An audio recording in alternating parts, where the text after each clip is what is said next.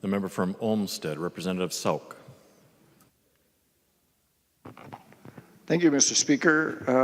I had started this adventure in my life with a phrase that I heard early on, and that was, it's better to be thought stupid and be quiet than to open your mouth and remove all doubt. I'm about to end the session, and hopefully I don't remove the doubt, and I hope I don't prove my stupidity. One of the things that I found is that we tend to talk around and about other things. This bill on licensure is critical, and we needed to have this system restructured. But I think we are also allowing for a lot of holes that other things are going to fall into. And I really wish that we could avoid those things and or take care of them. I want to share with you a little bit about how I got through life. I graduated from college and became a teacher. I was a band director for 17 years. Came along through my career and came to that point where in the state of Minnesota, I started teaching in Iowa, but in Minnesota, it became quite predictable that the funding for public schools was going to be up, and then it was going to dive, and it was going to go way down. Now, I was an arts teacher, so as a band director, I think you all know that in public school systems, when you are in this valley, the first people out the door are the arts people. So I stood there at the door every time that cycle went down. Well, at the point I got in my life where I had 2 daughters and I needed to make sure that I at least had a life that I could count on, and I was 20 years roughly into my career, I really couldn't afford to be in a system that was going to continually re-subject the family to this economic uncertainty.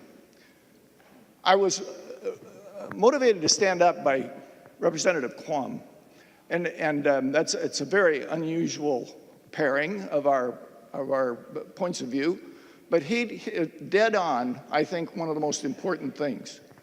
The Byron School District, the one that he was talking about, is a great school district, but it has nothing to do with licensure, as he said. It has to do with the fact that they have extraordinarily gifted leaders. That school district, the board, and the administrators are extraordinarily gifted, and they provide a pathway, a direction, the supervision, and the supplies that are needed for an extraordinary school. And then they get the kids that result from that. Now, those kids have these great successes. There are 3 things I think that most of us would know that in our lives really make a difference about where we might take a job. And this is motivated by I'm getting on to 70 years old, and this is what happens to me. So I forget my colleague who's from Blue Earth or down there in the south. Actually, I'm originally from the Keister area, which is only like about 20 miles away from where he's from. When he talked about that he had this offer for a job and nobody applied. Nobody applied for the job. Well, why in the world would that be? I think most of us know that we go into life, look for a position based on economics. Are they going to pay me? And what's it going to cost me to live there?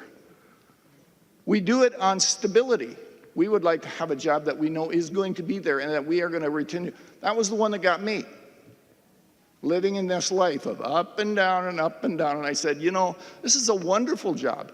Being a band director gives you personally wonderful gifts and things, but the school district and the funding system is up and down and up and down, and so I decided I had to leave. Another thing is lifestyle. Now, unfortunately, some of us come differently in what we expect. I started teaching in southeast Iowa, the little piece that hangs down along the Mississippi River down there. I had to drive 90 miles to listen to a symphony. That was lifestyle problems. So they could have advertised that job for 50 years. And after having been there, I would have never applied for it because it didn't satisfy one of the 3 things that guide people into their profession. I think that we have misconstrued what the problem is. The teaching profession has an excess of licenses walking around. It's not a problem because of a shortage of job or a shortage of this or so. They just don't want to take the job anymore. It's an economics, lifestyle, or predictability problem. So for us to sit here and argue about this particular bill and this proposal to solve the licensure problem and to bring in whether it's going to solve the teacher shortage, it's laughable, folks. The issue is about, is the licensure better or not? That's what we were talking about. Why are we talking about some of these other aspects that don't exist? I was waiting for Mr. Quam to come back because he'll die that I used him as a reference in a positive light. But he was dead on. When we are discussing the teaching profession, we have to remember that the reason somebody teaches is because it's a great life, they have a predictable life, and they're being compensated. The issue of compensation is a national problem. We are being silly if we think we are paying teachers enough. We are caught in a historic cyclone, if you will, that has degraded over time. There are two professions that have almost parallel lifestyles, if you will, or life cycles as we look at this.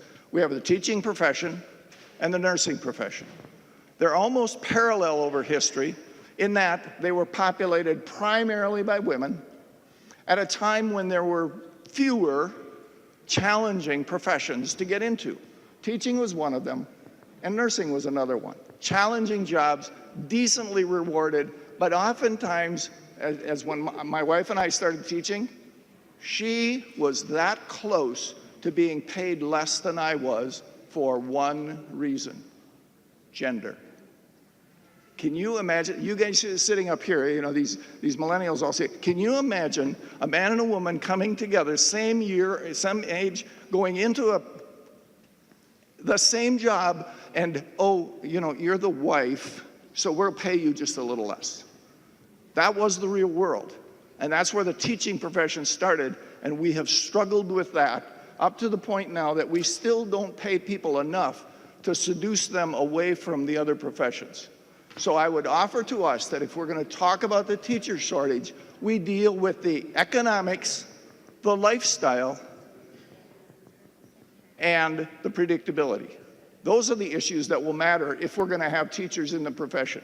Right now, we are apparently, by the test of the real life going on, we are failing in at least one of those in a lot of our schools around the state.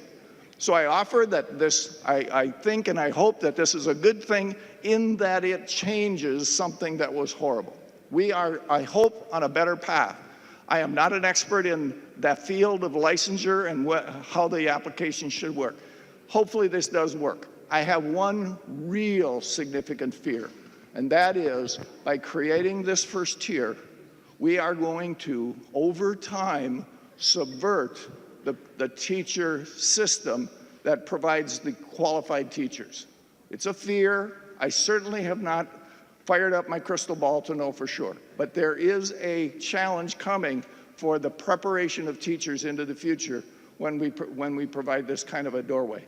All right. Thank you very much for listening. I really am disappointed that Mr. Quam wasn't here. Thank you.